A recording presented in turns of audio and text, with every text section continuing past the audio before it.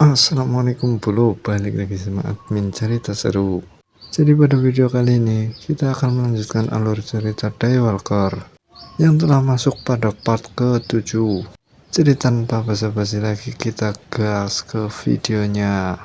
Sedikit mengulang part sebelumnya, di mana terbentuklah aliansi dadakan antara Ayaka, Koko, dan Kim agar mereka bisa mengalahkan Katrina. Tapi scene berpindah terlebih dahulu ke arah markas besar Vatikan, di mana seorang berlari untuk melaporkan sesuatu yang gawat kepada Mirror.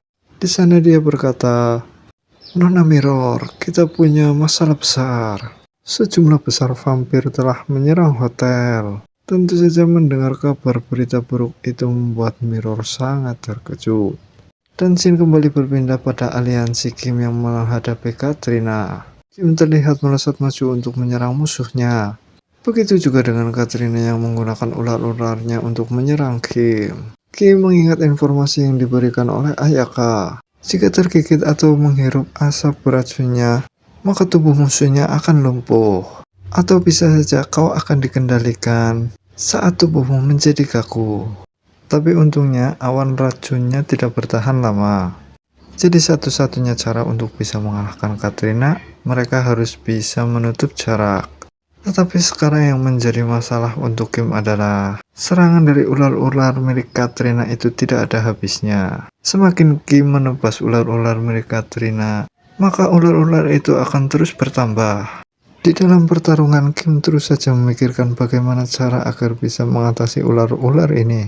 Lalu Kim mendapatkan sebuah serangan dari salah satu ular. Kim pun berusaha untuk menusuk ular itu. Namun yang terjadi selanjutnya malah berarti Kim yang ditelan oleh ular itu. Tentu saja menjadi sebuah kesempatan untuk para ular-ular menyerang Kim yang tanpa senjata.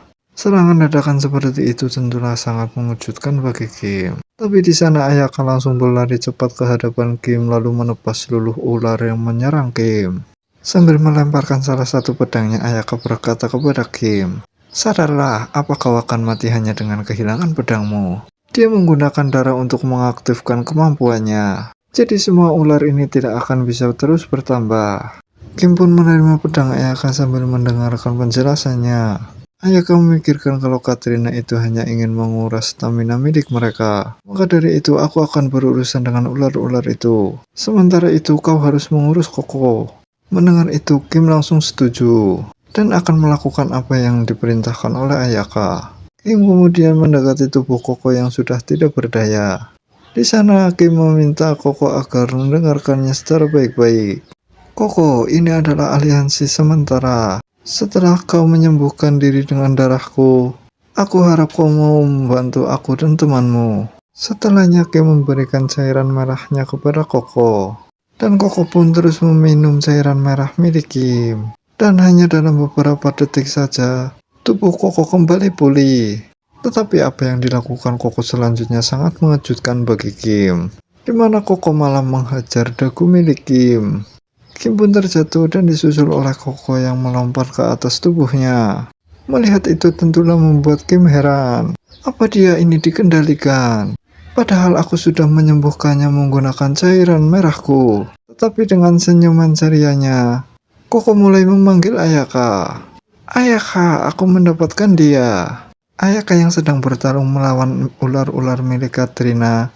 Dia mencoba menjelaskan kepada Koko, "Bukan itu. Kita harus bekerja sama dengan dia untuk bisa mengalahkan Katrina." Dan dengan santainya Koko menjawab, "Ah, benarkah?" Lalu Koko menatap wajah Kim dengan diam. Begitu juga dengan Kim yang bingung dengan apa yang akan dilakukan oleh Koko. Tapi setelahnya Koko meninggalkan Kim untuk segera membantu Ayaka. Sementara Katrina masih sangat santai menghadapi Ayaka. Di sana dia memikirkan, menggunakan mereka berdua untuk menemukan dia adalah rencana yang sempurna. Tapi sekarang dia sudah menetralkan racunnya.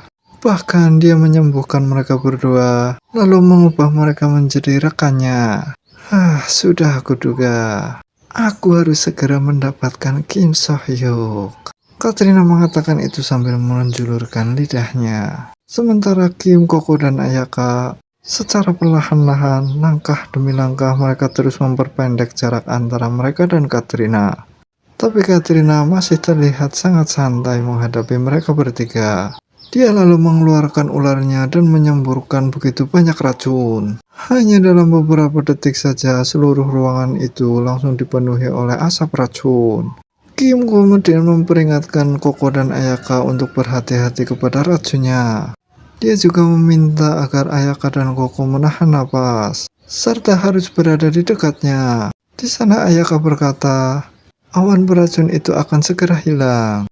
Tapi alasan dia mengeluarkan asap racun itu, Kim pun tahu itu.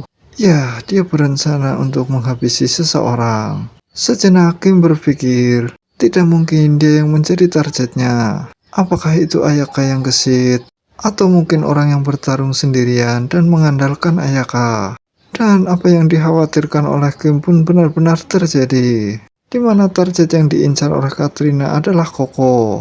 Koko yang sedang menahan napas semakin terkejut dengan keberadaan Katrina yang sudah berada di hadapannya. Di sana Katrina sangat kesal kepada Koko.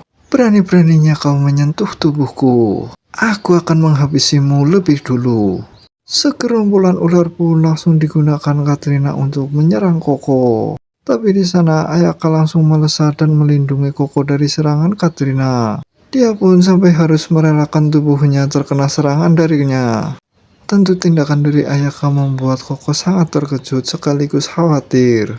Kim pun berusaha menyerang Katrina, walaupun itu masih sangat mudah untuk dihindarinya. Meskipun begitu, Kim berhasil membuat Katrina sedikit menjauh. Di sana Kim sadar jika dia mengincar Koko, salah satu dari kita pasti akan kalah. Cepatlah ke sini, aku akan membagikan cairan merahku sebelum dia sampai di sini. Tapi di sana Ayaka berkata kalau itu tidak perlu. Kim pun menoleh dan berkata kalau ini sudah tidak ada waktu, jadi cepatlah. Tapi setelah melihat kepala ular yang ditebasnya terjatuh dari tubuh Ayaka, Kim benar-benar terkejut dengan apa yang ia lihat. Begitu juga dengan Koko, yang benar-benar tidak percaya dengan apa yang terjadi kepada Ayaka. Dan ternyata sebuah belati perak ini telah menancap di jantung dari Ayaka. Di ambang kematian, Ayaka mengingat masa lalunya, di mana pada saat Ayaka kecil, dia harus menerima perlakuan yang sangat buruk dari ibu kandungnya sendiri, yang mana ibu kandungnya dengan sangat tega menjual Ayaka demi sebuah obat-obatan. Setelah dibawa orang-orang yang membelinya, Ayaka dan anak-anak lainnya yang bernasib sama dibawa ke suatu tempat, di mana seseorang yang misterius memperkenalkan teman baru kepada mereka. Aku akan memperkenalkan teman baru kepada kalian, di mana namanya adalah Red. Jadi kalian harus rukun-rukunlah dengannya. Benar saja, Ayaka dan anak-anak lainnya menjadi bahan eksperimen orang misterius itu. Ayaka pun setiap hari harus merasakan rasa sakit seperti di neraka. Semua orang yang mengalami kejadian itu perlahan-lahan mulai bertingkah aneh. Sampai akhirnya satu persatu anak mulai kehilangan nyawanya. Ayaka pun benar-benar merasa sangat ketakutan karena dia adalah orang yang masih bertahan. Walaupun begitu, menjadi salah satu orang yang berbaring kaku di sana. Namun di tengah-tengah rasa putus asa, datanglah seorang anak dengan senyuman cerianya. Di sana Koko mengajak Ayaka untuk berkenalan. Itu merupakan awal pertemuan antara Ayaka dan Koko. Ayaka merasa kalau Koko adalah anak yang luar biasa. Karena pada situasi seperti itu, Koko masih bisa tersenyum ceria. Dan karena Koko lah, Ayaka di sana memiliki semangat hidup. Walaupun setiap harinya dia harus mengalami kejadian yang sama dan merasakan yang namanya siksaan neraka di dunia. Tetapi mereka berdua mampu bertahan dengan mengandalkan satu sama lain. Ikatan kuat antara Koko dan Ayaka pun terbentuk secara tidak langsung. Tapi kebahagiaan kecil itu berlangsung singkat, di mana orang misterius itu berkata, subjek uji coba akan dipisahkan menurut dosis. Kelompok kontrol di sebelah kiri, sementara kelompok ekstrim di sebelah kanan. Dan dengan itu juga Koko dan Ayaka harus berpisah. Koko pun menangis sedih berpisah dengan Ayaka, yang sudah dianggap seperti saudaranya sendiri. Hal yang sama pun dirasakan oleh Ayaka. Tetapi Ayaka mencoba untuk menguatkan Koko. Dia pun melemparkan jaketnya ke arah Koko. Ayaka berteriak untuk Koko memakai itu.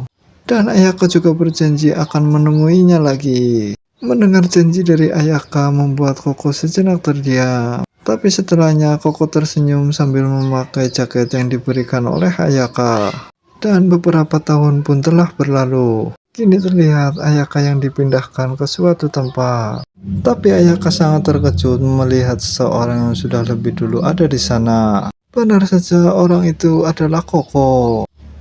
Ayaka pun segera menghampirinya lalu menyapanya. Koko, ternyata kau masih hidup. Kupikir kita tidak akan pernah bertemu lagi. Tetapi pada saat itu tatapan mata Koko telah berubah. Koko yang sekarang bukanlah Koko yang dikenal oleh Ayaka. Koko di sana bertanya, "Siapa kau?" Dengan tatapan mata yang putus asa. Melihat Koko yang seperti itu tentulah membuat Ayaka sangat terkejut. Tapi Ayaka berusaha tersenyum dan berkata kepada Koko, "Aku adalah seorang yang ingin berusaha menjadi temanmu." Ayaka pun lalu memeluk Koko dan berjanji akan menjaga orang yang telah menyelamatkannya. Sampai pada akhirnya mereka berhasil selamat dari neraka itu. Lalu ada salah satu orang yang berkata, "Apakah hanya mereka?" Orang lain pun membenarkan. Tapi yang satu secara fisik dan yang satunya lagi secara mental yang tidak stabil. Itu adalah anggota milik Ananayama. Salah satu orang berkata, "Jadi apa bedanya mereka dengan manusia? Ini seperti penghinaan untuk kita."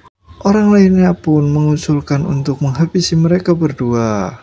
Meskipun Ayaka dan Koko telah selamat dari neraka sebelumnya, tapi neraka yang lainnya telah dimulai. Tapi Ayaka di sana mengusahakan yang terbaik untuk bisa bertahan hidup. Walaupun dia tahu jika dia tidak memenuhi harapan, dia akan disingkirkan seperti sampah. Tapi selama dia masih bisa hidup bersama Koko, Ayaka berjanji akan terus bertahan. Pada saat misi pertama yang gagal membawa Kim, Ayaka mendapatkan hinaan dari anak. "Aku seharusnya tidak menyerahkannya kepadamu. Kau bahkan tidak bisa menangkap serangga. Tapi ini adalah kesempatan terakhir untukmu." Demi bertahan hidup, Ayaka menelan bulat-bulat hinaan dari anak. Tapi pada saat dia telah bertemu dengan Kim, dia mengingat bagaimana Kim mau menghargainya. Berbanding terbalik dengan apa yang dilakukan anak kepadanya. Meskipun Ayaka dan Koko telah mencurahkan segalanya, Ayaka tetap saja akan ditinggalkan. Ayaka juga mengingat perkataan dari Kim yang mengajaknya untuk hidup dan keluar dari sana secara bersama-sama. Di sanalah untuk pertama kalinya Ayaka merasakan dimengerti. Namun yang dia sesalkan adalah dia dimengerti oleh musuhnya sendiri. Padahal untuk bisa bertahan hidup, Ayaka rela mengotori tangannya berkali-kali. Meskipun Ayaka tahu kalau itu adalah tindakan yang salah, tapi tetap saja dia tidak bisa melakukan apa-apa. Tapi jika itu Kim, mungkin saja dia mampu melakukannya. Ayaka pun membuka maskernya, lalu meminta Kim untuk mendengarkannya baik-baik. Ayaka pun lalu mengatakan sesuatu yang belum kita ketahui. Tapi faktanya ekspresi wajah Kim mengungkapkan apa yang dikatakan oleh Ayaka adalah sebuah hal besar. Ayaka pun mengucapkan salam perpisahan kepada Kim Sohyuk. Tidak lupa dia juga berterima kasih kepadanya. Dan untuk Koko, Ayaka meminta agar dia tidak menangis. Tapi tetap saja, kehilangan orang yang paling kita cintai membuat air mata tidak mampu lagi terbendung. Di sana tubuh Ayaka perlahan-lahan mulai melebur. Di senyum terakhirnya Ayaka berkata kepada Koko, "Koko, kita akan selalu bersama." Dan sepenuhnya kini tubuh Ayaka telah melebur menjadi debu. Koko pun terlihat sangat sedih bercampur dengan amarah yang luar biasa. Kini orang yang benar-benar ia sayangi telah pergi meninggalkannya. Yang tersisa pada diri Koko sekarang adalah rasa untuk balas dendam.